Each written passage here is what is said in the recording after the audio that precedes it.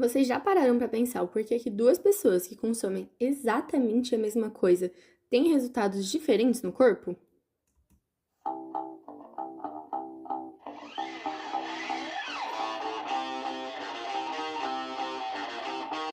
Sejam bem-vindos ao podcast Bioativos, episódio 1, a interindividualidade na resposta a bioativos, apresentado por Larissa Trevisan.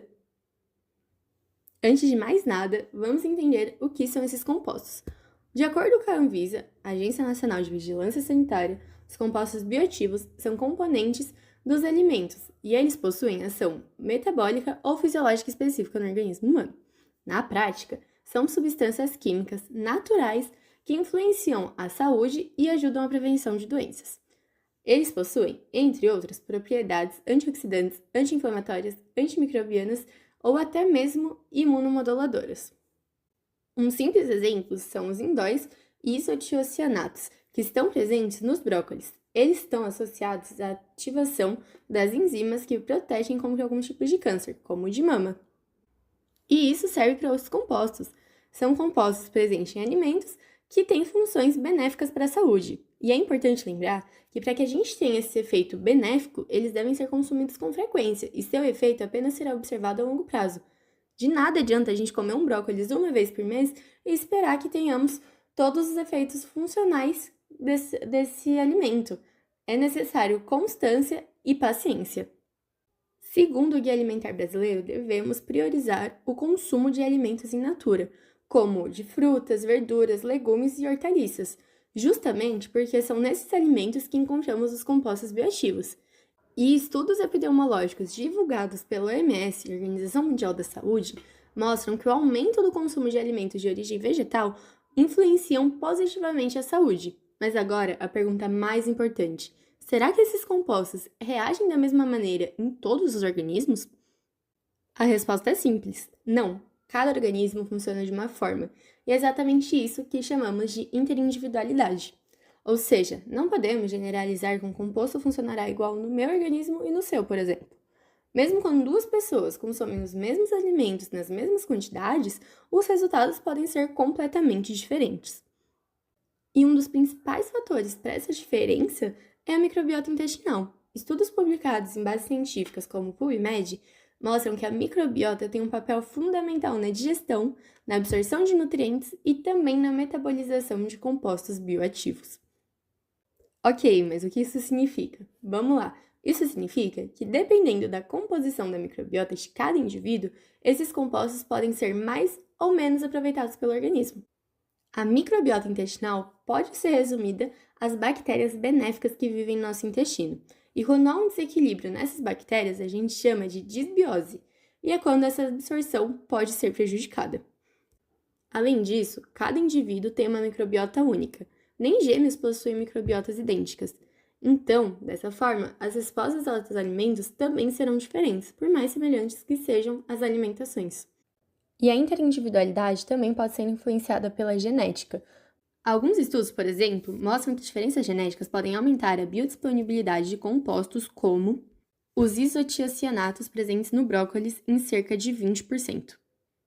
Agora, pensando na prática, isso traz um grande desafio. Muitas vezes as recomendações são feitas de forma generalizada, como se todas as pessoas seguissem uma média dos estudos. E é aí que essa interindividualidade se torna um problema, pois o que funciona bem para algumas pessoas pode não funcionar bem para um indivíduo específico. Isso pode impactar diretamente na prevenção de doenças ou até na forma como as pessoas recebem a eficácia da dieta ou de um acompanhamento nutricional. Além disso, nem todos têm acesso a uma abordagem mais individualizada, como testes genéticos ou análises de microbiota, o que também levanta uma questão de desigualdade no cuidado de saúde. Enquanto alguns têm condições financeiras para ter acesso aos testes genéticos e de microbiota, a maior parte da população depende das recomendações generalizadas, o que mostra, mais uma vez, em todo o nosso cotidiano, que a desigualdade está em todo lugar. E outro ponto importante, fugindo um pouco da temática anterior, é a população pediátrica. Embora existam estudos sobre o consumo de bioativos em crianças, eles ainda são insuficientes, o que dificulta estabelecer um limite seguro e compreender totalmente os seus efeitos a longo prazo. Diante de toda essa problemática, pensar em uma solução é essencial. Pensando no ponto de vista das estratégias alimentares, incentivar o consumo de alimentos in natura e uma maior diversidade alimentar pode ajudar a contemplar diferentes perfis biológicos. Também existem tecnologias capazes de analisar a microbiota intestinal e a nutrigenética, que permitem abordagens mais personalizadas, embora ainda não sejam acessíveis do ponto de vista financeiro. Agora, sobre o viés das políticas públicas da educação alimentar, ambas têm um papel fundamental para que as pessoas compreendam que não há uma dieta única ideal para todos, sendo necessário analisar individualmente cada contexto alimentar, nutricional e familiar. Além disso, melhorar a alimentação em um contexto geral pode melhorar a microbiota intestinal de outras pessoas para que essas reajam melhor aos compostos bioativos. Por exemplo, quando a gente tem um cenário de disbiose, muito provavelmente ele foi causado, dentre outros fatores, a má alimentação. Então, suprir a alimentação dele com prebióticos, que são componentes alimentares que nutrem seletivamente as bactérias benéficas, pode melhorar, então, a absorção dos compostos bioativos pelo intestino. Dessa forma, a gente vê que cada caso é um caso e cada organismo é único. Então, a interindividualidade mostra que não podemos tratar a nutrição como uma solução universal. Não existe uma fórmula mágica que vai fazer cada pessoa estar bem nutrida e saudável. Cada caso, novamente, é um caso, sendo necessário analisarmos individualmente. As respostas aos compostos bioativos dependem de diversos fatores, como a gente já viu, então, como a genética, a microbiota e o contexto alimentar. Mas isso não significa que os bioativos deixem de ser benéficos. Pelo contrário, para muitas pessoas, eles continuam auxiliando e muito. Então, a gente não deve levar essa interindividualidade como uma problemática grande a ponto de deixar de prescrever, de receitar os bioativos. É um dos motivos pelos quais a gente precisa ter mais atenção.